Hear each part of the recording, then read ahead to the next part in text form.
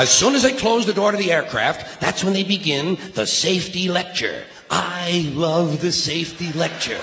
This is my favorite part of the airplane ride. I listen very carefully to the safety lecture, especially that part where they teach us how to use the seat belts. Imagine this. Here we are, a plane full of grown human beings, many of us partially educated, and they're actually taking time out to describe the intricate workings of a belt buckle. Place the small metal flap into the buckle. Well, I asked for clarification at that point. Over here, please. Over here. Yes, thank you very much. Did I hear you correctly? Did you say place the small metal flap into the buckle, or place the buckle over and around the small metal flap? I'm a simple man. I do not possess an engineering degree, nor am I mechanically inclined. Sorry to have taken up so much of your time. Please continue with the wonderful safety lecture. Seatbelt. High-tech shit. The safety lecture continues. The next thing they do, they tell you to locate your nearest emergency exit. I do this immediately. I locate my nearest emergency exit, and then I plan my route. You have to plan your route. It's not always a straight line, is it? Sometimes there's a really big fat fuck sitting right in front of you.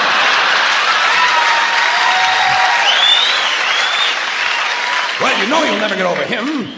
I look around for women and children, midgets and dwarfs, cripples, war widows, paralyzed veterans, people with broken legs, anybody who looks like they can't move too well. The emotionally disturbed come in very handy at a time like this. You might have to go out of your way to find these people, but you'll get out of the plane a lot goddamn quicker, believe me. I say, let's see. I'll go around the fat fuck, step on the widow's head, push those children out of the way, knock down the paralyzed midget, and get out of the plane where I can help others.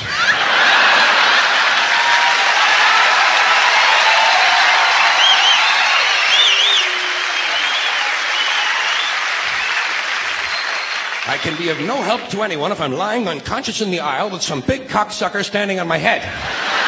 I must get out of the plane, go to a nearby farmhouse, have a Dr. Pepper, and call the police. The safety lecture continues. In the unlikely event, this is a very suspect phrase, especially coming as it does from an industry that is willing to lie about arrival and departure times.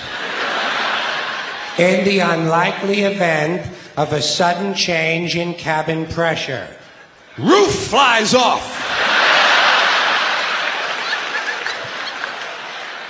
An oxygen mask will drop down in front of you. Place the mask over your face and breathe normally. Well, I have no problem with that. I always breathe normally when I'm in a 600-mile-an-hour uncontrolled vertical dive. I also shit normally. Right in my pants!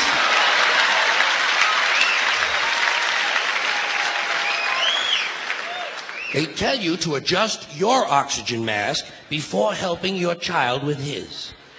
I did not need to be told that. In fact, I'm probably going to be too busy screaming to help him at all. This will be a good time for him to learn self-reliance.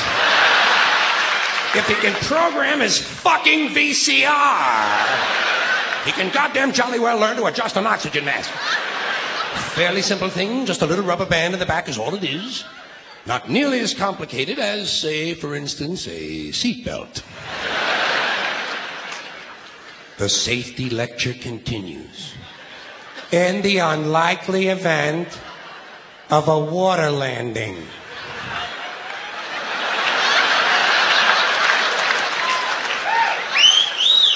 well, what exactly is a water landing? Am I mistaken, or does this sound somewhat similar to crashing into the ocean?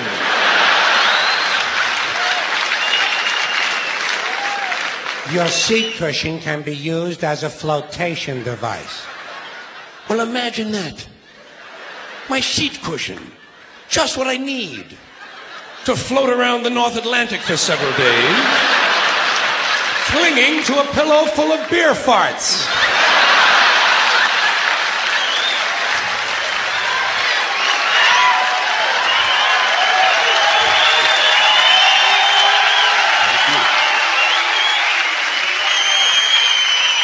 Thank you. The flight continues. A little later on, toward the end, we hear, "The captain has turned on the fasten seatbelt sign." Well, who gives a shit who turned it on? What does that have to do with anything? It's on, isn't it? And who made this man a captain, might I ask? Did I sleep through some sort of an armed forces swearing-in ceremony or something? Captain, he's a fucking pilot, and let him be happy with that.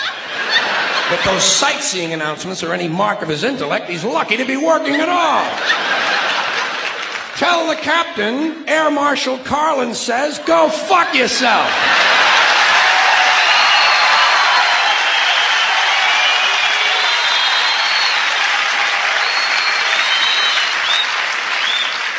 The next sentence I hear is full of things that piss me off. Before leaving the aircraft, please check around your immediate seating area for any personal belongings you might have brought on board. Well, let's start with immediate seating area. Seat! It's a goddamn seat! Check around your seat for any personal belongings. Well, what other kinds of belongings are there besides personal? Public belongings? Do these people honestly think I might be traveling with a fountain I stole from the park?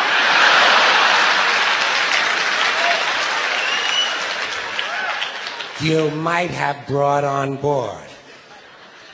Well, I might have brought my arrowhead collection. I didn't, so I'm not going to look for it. I'm going to look for things I brought on board. Would seem to enhance the likelihood of my finding something, wouldn't you say? Telling me to return my seat back and tray table to their original upright positions? Fine. Who's going to return this guy in the Grateful Dead t-shirt and the fuck you hat to his original upright position?